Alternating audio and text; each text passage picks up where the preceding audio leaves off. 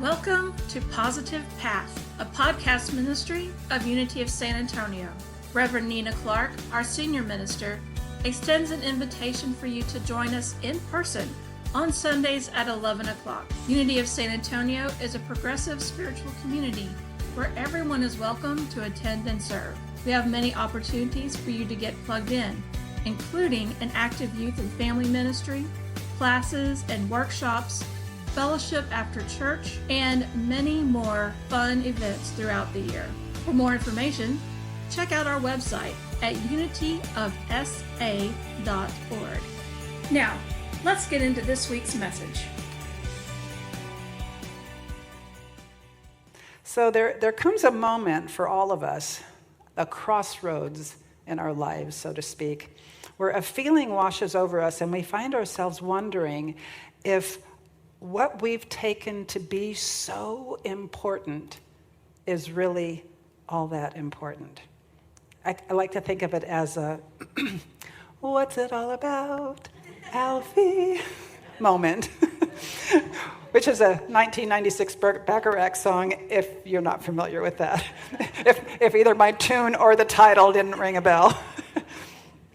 That moment comes at a different time for each one of us. And for many of us, it isn't a one and done moment. It might happen and then happen again and again, each time bringing us more deeply into the warm embrace of what really matters. And for most of us, this crossroads isn't something we invite. It finds us. A diagnosis, a job that we drag ourselves to every morning, a funeral. And sometimes it's even quieter in that. We're just sitting around on a Tuesday evening and somehow, we look up from the hamster wheel, not meal. Could be a meal. It might be a hamster meal. That might give me pause. Nina. Anyway, the hamster wheel that we've been running on and think, is this all there is? And you could actually say that about a hamster meal if you did find that in front of you. So Ian Tucker, who's the author of Our Simple Path, Find Happiness in Every Step, writes about how for many of us, this crossroad shows up alongside the realization that death is no longer something that happens to someone else. And that can happen to us at any time in our lives. And when that hits, it brings its own kind of reckoning. We ask ourselves, what were the moments that really mattered? Did I make the most of them? Did I simply react to life, or did I actually shape it?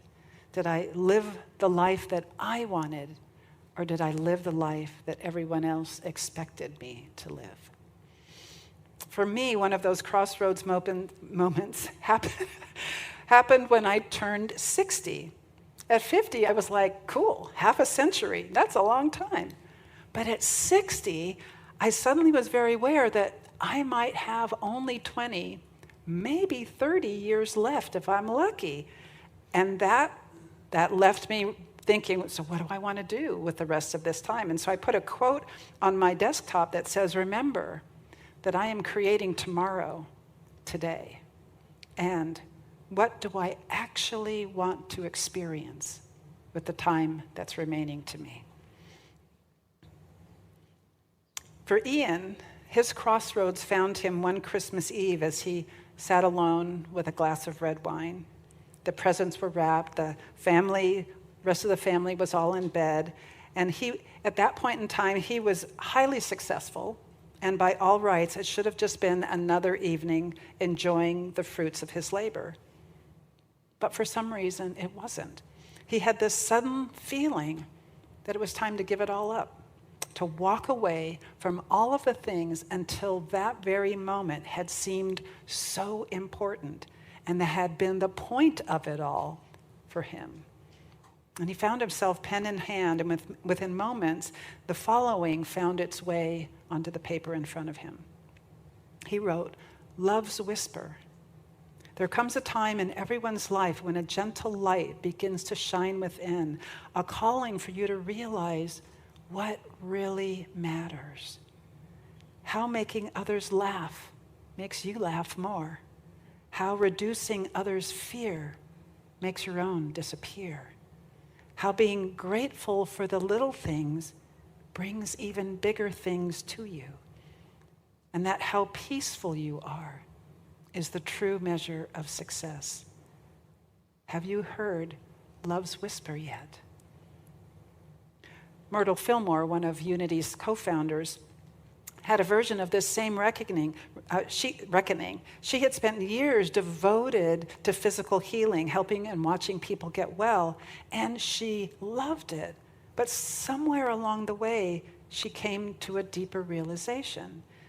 She said the spiritual awakening mattered more, that the soul had to be awakened to truth before anything else could really take root.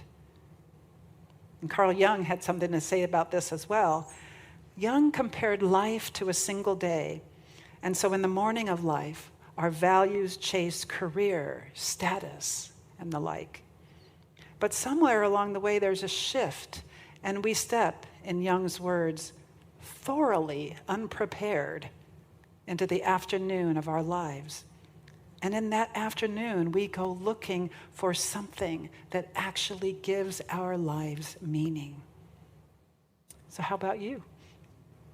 Have you had a crossroads moment yet? Have you asked yourself if the path you're on is yours? Are you on the path that you're on because it's the one that everyone expects of you? The one that looks good from the outside or on paper or shared at a cocktail party? And I know that some of you know exactly what I'm talking about because you're living it right now. And some of you have had that moment years ago, and it changed everything. And some of you might be sitting here thinking, I don't think I've had mine yet. And if that's you, no worries. If you take seriously the questions that this simple little book poses, you might find yourself arriving at a crossroads with a decision as to which way to go. And it's okay if it doesn't happen. There's no correct age for this shift to happen. It comes when it comes. But when it comes, you'll know. It's time. It's time for fear to start being replaced by love, even if you're not entirely sure what that word means yet. A crossroads moment can be relatively smooth, like the one that Ian describes for himself, glass of red wine, and suddenly he had this absolute certainty that he was going to walk away from this life that he had spent all of his years building up until that moment, and he was going to walk into something new. And it can also be a herky-jerky time, a part of you knowing that you're done, and another part afraid to leave what has always seemed so important behind. And so it can happen in layers. We leave bits and pieces of the old thing, of the old life behind, kind of like discarded clothing that no longer fits us. FOMO, fear of missing out, can make it difficult to step onto a new path. What if I'm wrong? What if they're right? What if the next promotion, degree, bigger boat, fancier or faster car is the thing that finally does it? Well, it could. And you could try it out and see if this time it's different.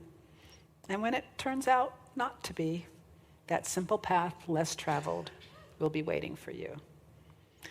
So we'll be spending the next 2 Sundays with Ian's book. And he really isn't saying anything new. What I've said so far, are you guys going, oh my God, I've never heard this before? Probably not one of you, right? But he's saying it in a new way. It's a very personal way, and it's a very simple way. Have you lived the life you wanted for yourself, or the one that others expected of you? And to answer that, we're asked to assess our lives up to this point in time. To do this, Ian takes us by the hand and leads us back to our first day of school. We're excited, remember that? Nervous, we're on the threshold of we don't know what, but by all accounts, it's an all caps, very big day. And we're invited to sit down next to our little selves, and because somehow they know that we're them all grown up all these years later, they turn and they ask us 3 questions. How am I? Did you take care of me? Am I happy? How am I? Did you take care of me? Am I happy? And how do you answer? If you're like most of us, your answer's got some qualifiers in it. Yes, but it's complicated. Not exactly, but I'm working on it. And yet, that child was taught very plainly that it really could be so simple. 5 golden rules. Be honest. Don't carry around worry. Be kind to the people you meet. Let go of your anger before it curdles. And remember to be grateful for what you already have. Those golden rules called to mind for me Robert Fulghum's All I Really Needed to Know I Learned in Kindergarten. Are any of you familiar with that?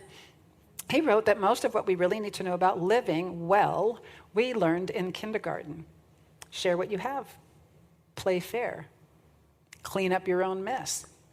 Say sorry when you've hurt someone. Hold hands. Stick together. Don't hit people. Put things back where you found them. Don't take things that aren't yours. Flush. Robert writes, everything you need to know is in there somewhere. The golden rule and love and basic sanitation, ecology and politics, ecology and politics, equality and sane living. And we knew this. In our hearts, we all knew this. All of us. It's just gotten buried under career, under mortgages, under bigger and better, under more, under the pressure to look like we've got it all figured out. And that pressure has a voice, doesn't it? It sounds like, you're too old for that now. Or a few years earlier, you're too young to really know what you want.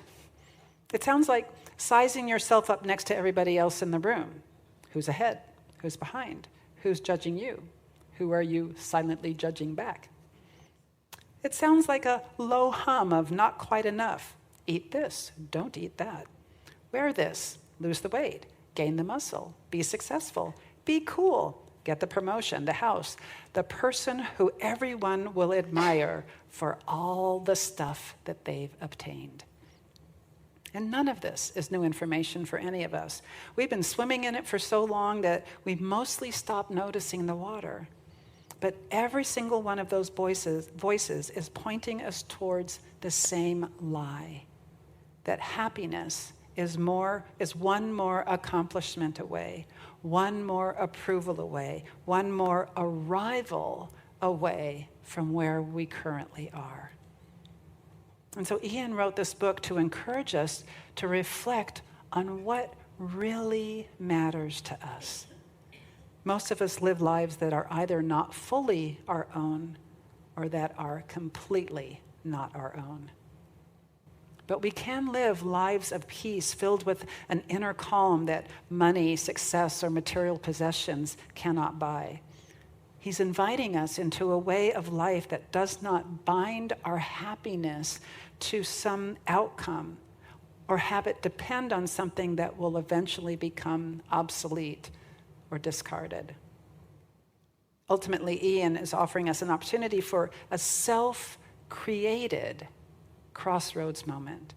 The simple understanding that we already possess everything that we need for our happiness, and that an incessant pursuit of more will only lead us farther away from it. So, if all we really need is already here, where do we actually find it? Well, not in the past, and not in some future version of our life where we've finally arrived. Tucker's answer is disarmingly simple. Can you guess? Right now. We're asked to not dismiss it because it sounds so simple. The present moment is honestly all that we've ever had, and it's all that we'll ever have. That doesn't mean that we stop planning or stop looking forward to things. It just means we hold all of that a little more loosely. And we stop treating later as the place where our real life is waiting for us, where our happiness is waiting for us. We are creating tomorrow, today. This moment is where our power is. Two things especially like to drag us out of right now: worry and regret. Worry pulls our attention into a future we don't control, and most of what we worry about almost never comes to pass. Anyone else experience that? Oh my gosh. Yet look at what it costs us in the meantime. Gandhi said it quite plainly: there's nothing that wears down the body quite like worry. Worry is like praying for what you don't want. And regret works in the opposite direction. It drags us backward into something that's already happened and can't be changed. No amount of replaying it changes the outcome. Anybody else have tried that?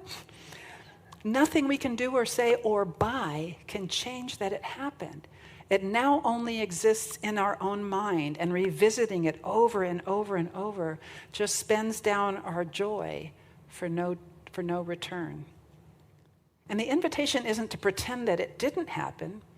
It's to accept that it did. Make amends where you still can. Teach what it has to teach you, or learn what it has to teach you, and then let it go. Let go. Could you detach just a little bit from the things everyone around you seems so anxious about? Could you loosen your grip on the belief that there's only one acceptable outcome, and it has to happen when you say it has to happen? There's a line of great wisdom from the Tao. It says, when I let go of what I am, I become what I might be. When I let go of what I am, I become what I might be. And I know that this can sometimes land as, does this mean I have to sell my really nice car and buy a junker? Do I have to stop wearing bling and name brand clothes? Can't I please still have the latest iPhone? None of that has to change, but the emphasis changes. The stuff is no longer the point of life. It becomes a lovely bonus that you're no longer attached to in the same way. So for me, stories are always helpful illustrations, and so I always like to share them from my own life so I don't get in trouble. So when my grandmother was living her last years with us, I took a job waiting tables at a breakfast house. My intent was just to bring in some extra money. And I wanted to do it in a way at a job that I didn't have to bring the job home with me at the end, because I was homeschooling my kids, taking care of my grandmother, and that's where I wanted my energy to be. So because my intent was just to bring home money, for the first many months, I was completely fixated on the amount. I'd count my tips at the end of a shift, and if it came up short of what I expected I should have gotten, I could feel my heart drop as though I wasn't good enough to have gotten more. And if the tips were more than I expected, I was riding high. My whole experience of that job rode on the number.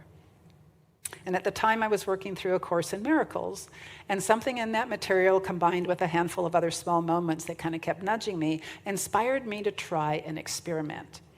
So what if, instead of walking up to each table thinking about what they would tip me, if I did a good enough job, if I upsold them, what if I just walked up just thinking about being of service to them? So I tried it.